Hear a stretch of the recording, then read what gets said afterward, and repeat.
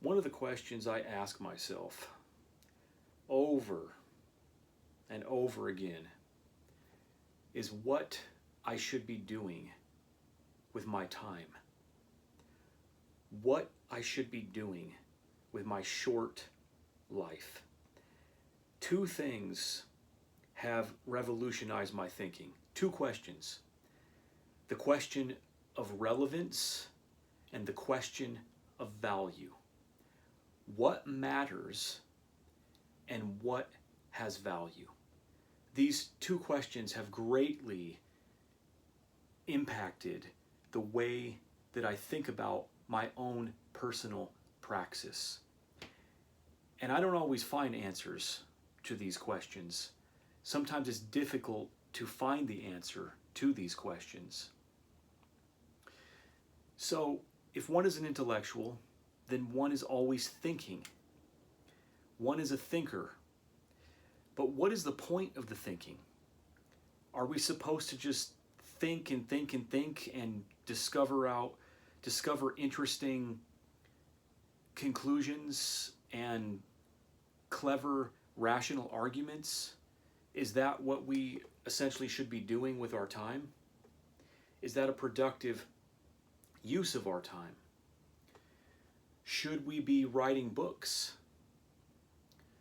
Should we be engaging in debates? Should we be doing none of the above? Should we simply be living our lives and trying to be happy?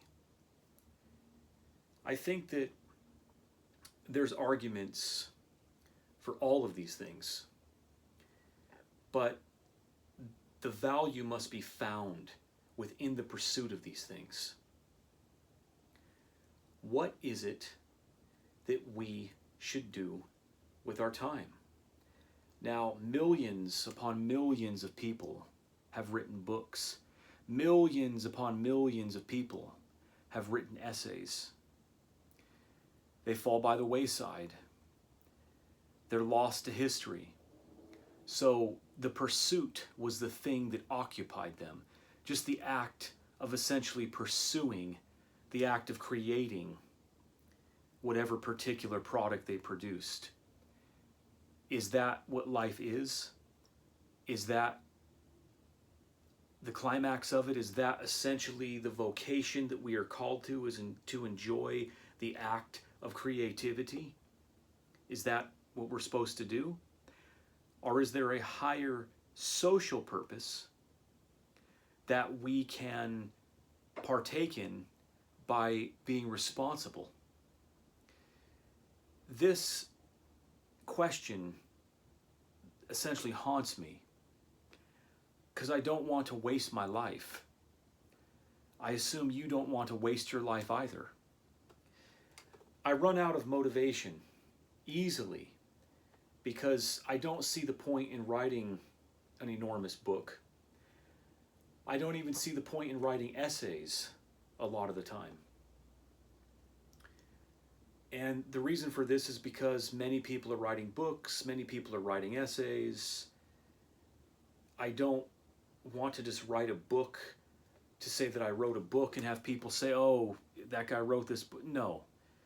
Do I have something to say that's important? Then it needs to be said. But in the absence of that, it's just ego. And further, have people not already said things better than I could say them? Have other people not said what's important already? And if they've said what's important already, shouldn't we assist and help to build their project? Now, one thing that emerges in my mind from all of this as I think about what to do is the notion of humanism. I think that humanism is the most extraordinary consciousness that humans have achieved. And the reason I think this is because humanism is essentially the result of thousands and thousands of years of thought, religion, It is essentially where religion has sublated itself into a consciousness of humanism. In humanism, I find a real and a true hope, because what it strives for, what it tries to cultivate, what it is conscious of in terms of approaching the world, is a project that is concerned with the expansion of freedom, with the expansion of well-being. It is a universalism, an incredible and beautiful universalism. Most of the world's religions do not contain this. They're sectarian. But humanism is multicultural, and it's simply looking at us as a species. So it is a form of species consciousness. It is a form of idealism, of rational idealism, but a form of rational idealism not in the sense of religion, not in the sense that it's looking to a great transcendent beyond, but in the sense that it is trying to shape the world in accord with human well-being. How's that not extraordinary? How is that not an exceptional thing? It's hard for us to contextualize humanism. We don't think of it as this progression of consciousness that took thousands of years to achieve, but that is in fact what it is. And most of all, and most importantly, I think that humanism contains real hope, concrete hope, not a delusory hope, not a wishful thinking, but an actual concrete hope in the sense that its ideals are something that we can truly strive for and believe in, and that are worth fighting for. Its transcendence is a concrete transcendence. This is a beautiful thing. And I think the more of us that come to understand what humanism is, what it embodies, will find that it is broad enough for us to build qualitative communities from it.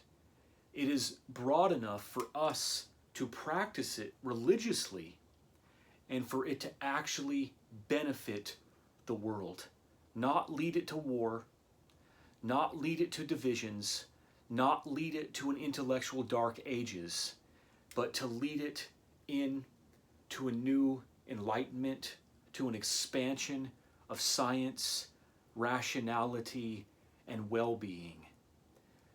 What would happen if we had 2,000 years of religious humanism cultivated within our species, consciously cultivated? What would happen to our species? This question is full of light and it's full of hope. I think it would be an extraordinary thing. And that's why I feel that humanism is a philosophy, if you want to call it that, is a consciousness that is full of hope.